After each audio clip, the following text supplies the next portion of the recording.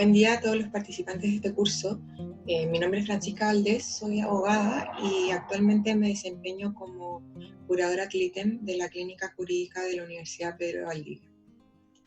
El equipo docente del curso me invitó a participar a fin de compartir con ustedes mi experiencia como curadora, en especial lo que hice en relación con la entrevista que realizó a mis representados. Bueno, antes de entrar en materia, me gustaría detenerme en un punto que considero muy importante a la hora de hablar de la entrevista del curador con los niños, niñas y adolescentes a quienes representa. Bueno, me imagino que ustedes habrán visto en el curso que antiguamente los niños eran considerados como meros sujetos de protección. Por suerte esto hoy ha cambiado y los niños son considerados sujetos de derecho. En ese entendido, los niños y niñas y adolescentes que participan en procesos judiciales tienen el derecho a participar y a ser oído en ellos. La figura del curador ad litem viene a materializar el ejercicio de estos derechos. Y en ese contexto cobra especial relevancia la entrevista que hace el curador a sus representados.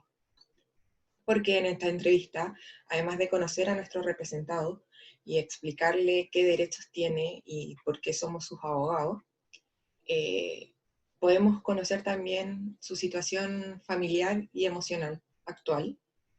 Y en ese entendido también podemos conocer su interés superior, que es lo que el niño, niña o adolescente nos manifiesta espontáneamente. Por ejemplo, en una causa de cuidado personal, con qué padre quiere vivir, o en una causa de relación directa y regular, cada cuánto tiempo que quiere ver al padre no custodio, con cuánta frecuencia, etc. Y a la vez podemos construir su interés superior. Si bien el interés superior es un concepto indeterminado tanto en la ley como en la normativa internacional, se ha ido construyendo por la doctrina y la jurisprudencia.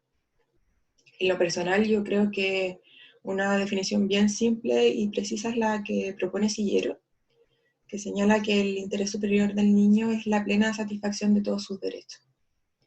En ese entendido, yo trato en las entrevistas de construir el interés superior de mi representado, que caso a caso es diferente, por supuesto, haciendo preguntas relacionadas con el ámbito educacional, de salud, recreativo, etc., a fin de aterrizar este concepto, porque muchas veces en tribunales vemos abogados citando el concepto, pidiendo medidas cautelares, donde el mayor afectado es el niño, niña o adolescente, en pro de su interés superior, pero no se molestan en concretizar ni en construir el concepto. Bueno, aclarado esto, también me gustaría mencionar que la figura del curador está escasamente regulada, por no decir nulamente, en la legislación chilena. Por lo tanto, el actuar del curador se ha ido construyendo por los operadores jurídicos, los propios abogados, los curadores, las peticiones de los jueces, de los consejeros. Y esto incluye la entrevista. En ese contexto, se explica que la entrevista se lleva a cabo de formas tan distintas por cada curador y por cada institución. Les voy a contar lo que yo he visto en la práctica. Bueno, mi primer acercamiento a la curaduría fue en el año 2018, en la Oficina de Familia Santiago, donde hice mi práctica profesional. En ese lugar existe una unidad de curaduría especializada en niños, niñas y adolescentes, donde en ese tiempo trabajaban 4 abogadas en conjunto con sus postulantes. En ese tiempo en el que yo estuve en la Corporación de Asistencia Judicial, la entrevista se llevaba a cabo de la siguiente forma. La curadora nos pedía, le pedía a cada postulante que coordinara la entrevista con el niño, niña o adolescente entre audiencia preparatoria y audiencia de juicio. La entrevista se lleva a cabo en las dependencias de la Corporación de Asistencia Judicial, de la Oficina de Familia, y por lo general era tomada y dirigida por la propia abogada a cargo de la causa, la curadora. Habían ciertos casos en que esto no era así, que la entrevista la tomaba la psicóloga o la trabajadora social del equipo, porque se daban ciertas condiciones. Me refiero en especial a los casos donde los niños habían sufrido abuso sexual o maltrato grave, y que la entrevista a cargo de la abogada podía haber significado una instancia de revictimización para ellos directamente, o niños que por su edad no tenían consolidado el lenguaje y que la comunicación se hacía bastante difícil con ellos y que tenían que ser evaluados mediante observación.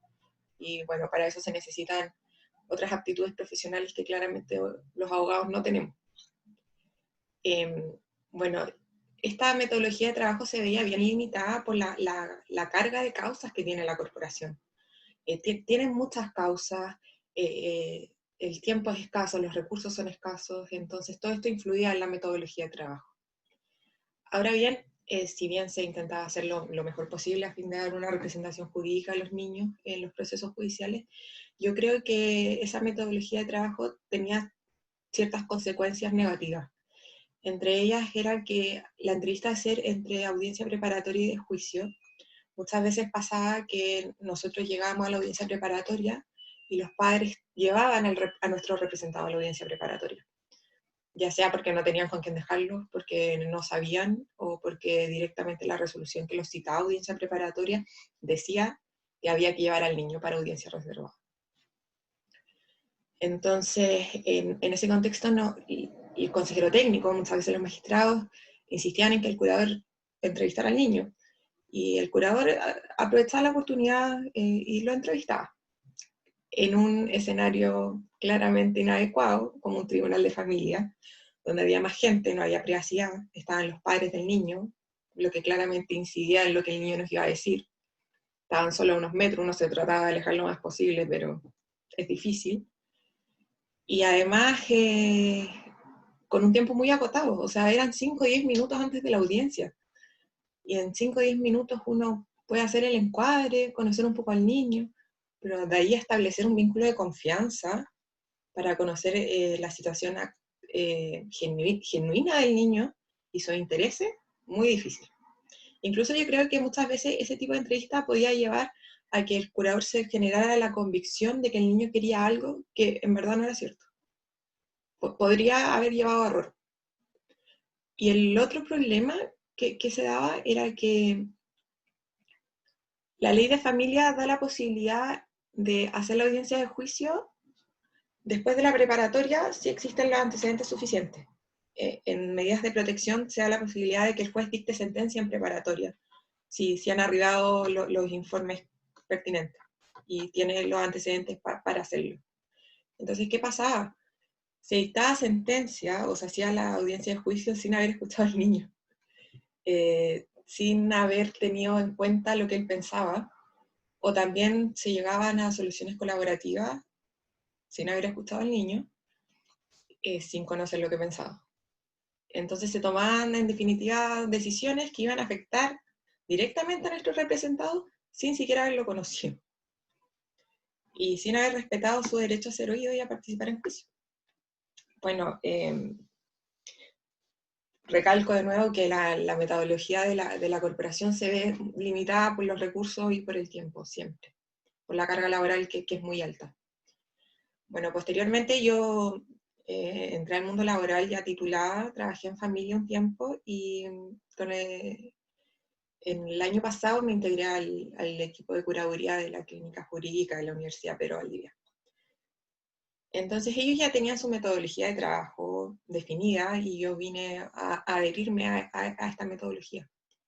Y debo reconocer que al principio me enamoré del modelo que tenían, que consistía básicamente en que el curador realizaba todas las gestiones judiciales, ya sean escritos, solicitud de medidas cautelares, evacuos de traslado, la representación jurídica propiamente tal, pero la entrevista con el niño y el contacto con él directo lo hacía María José Cubillo, que es la psicóloga de nuestra clínica, en dependencias de la universidad.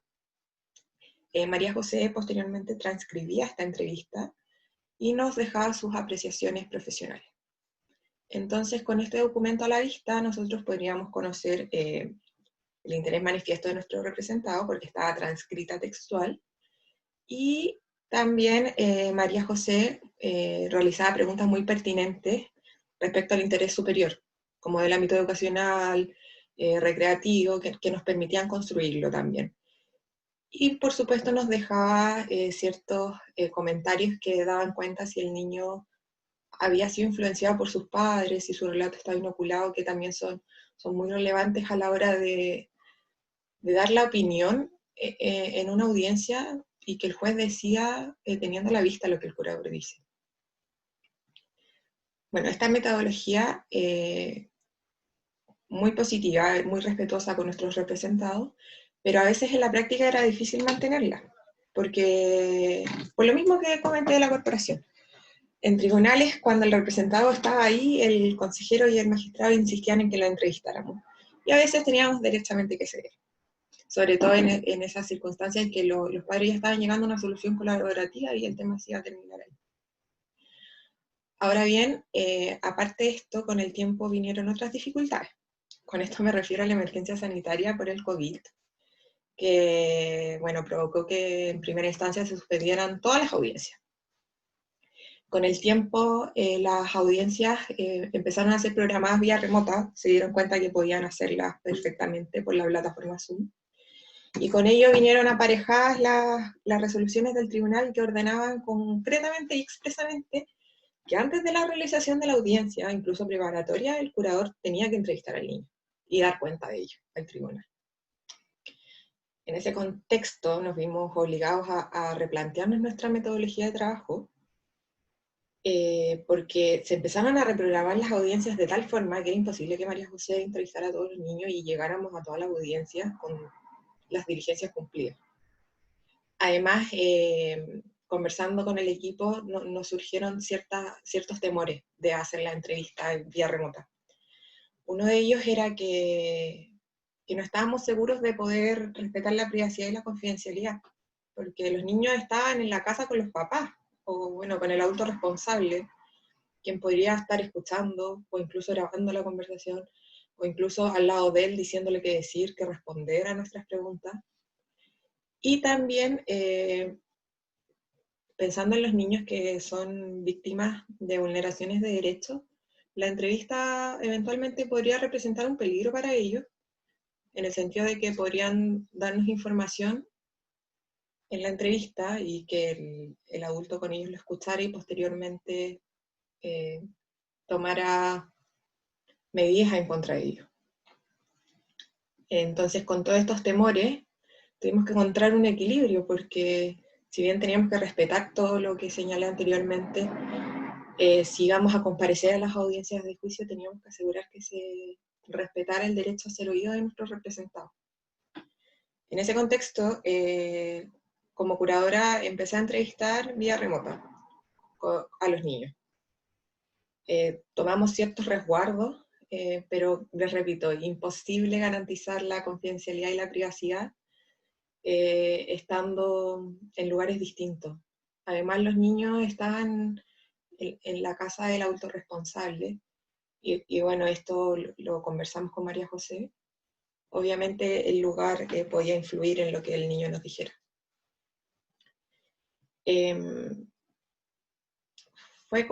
Ha sido complicado, pero nos hemos tenido que adaptar porque tenemos que garantizar que nuestro representado sea escuchado y que las decisiones que tomen los jueces o los acuerdos a que arriben las partes consideren su interés, tanto manifiesto como superior. Ahora bien, yo creo que lo que les he contado hasta ahora demuestra y es el resultado de la escasa regulación que tiene la figura del curador ad litem. En general y en lo que tiene que ver con la entrevista.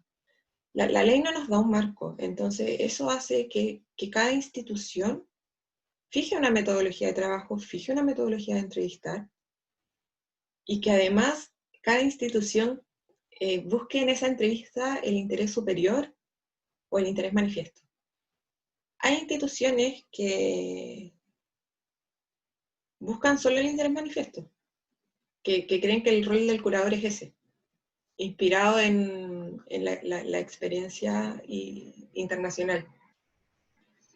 Pero yo creo que el interés, dar a conocer el interés manifiesto y buscarlo en la entrevista del representado, no obsta a tratar de construir el interés superior. Yo creo que perfectamente uno como curador en la entrevista puede buscar ambos y cuando le damos cuenta al juez de nuestra diligencia, hacer presente a ambos. Esto lo digo no por el típico ejemplo en que el interés manifiesto y el interés superior son contradictorios, como podría ser el caso de los niños que tienen un padre con consumo problemático de alcohol y quieren tener visitas sin supervisión. No lo digo en esos casos. Lo digo porque son niños y la misma convención y la normativa lo dice. Ejercen sus derechos a la luz de su autonomía progresiva.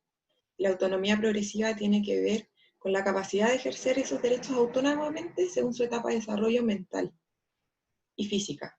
Y con esto me refiero a la edad. Un niño de 5 años nos puede decir algo porque está enojado y tenemos que saber diferenciarlo. Por algo, él tiene una representación jurídica especializada. A mí un niño en una entrevista me dijo que el papá le había arruinado la vida porque le había borrado los juegos del computador. Entonces hay que tener ojo, hay que tener mucho cuidado de que trabajamos con niños.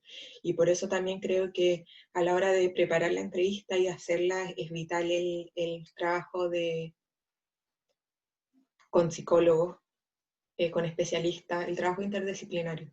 Así que los invito a los alumnos de este curso, tanto a los psicólogos como a los estudiantes de Derecho, a trabajar en conjunto porque de verdad los abogados necesitamos mucha ayuda para mantener las entrevistas, para prepararlas, para dar la representación jurídica que mejor podamos. Y los psicólogos son un gran aporte y un gran apoyo, pero el trabajo tiene que ser en conjunto, porque también los derechos que están consagrados en la Convención se tienen que garantizar. Muchas gracias por la atención y espero que mi experiencia les haya sido significativa y puedan llevar esto a la práctica.